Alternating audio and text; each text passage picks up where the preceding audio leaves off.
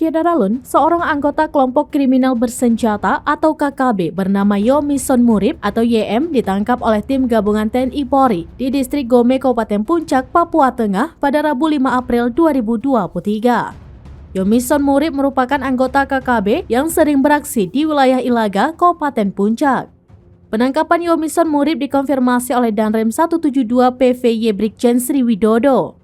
Ia menuturkan penangkapan berawal ketika ada laporan tentang 6 orang yang mencurigakan dengan menggunakan beberapa sepeda motor dan bergerak terpencar. Setelah mendapatkan laporan tersebut, Satgas Pamtas Yonif Rider 303 SSM melakukan pemeriksaan terhadap seluruh kendaraan yang lewat di depan pos TNI yang ada di Kampung Wako. Dalam pesan singkat pada Kamis 6 April 2023, Widodo mengatakan pada pukul 11.42 waktu Indonesia bagian Timur dilakukan pemeriksaan terhadap satu orang yang mencurigakan yang menggunakan motor KLX dan ditemukan bukti foto dan video yang bersangkutan berhubungan dan merupakan anggota KKB.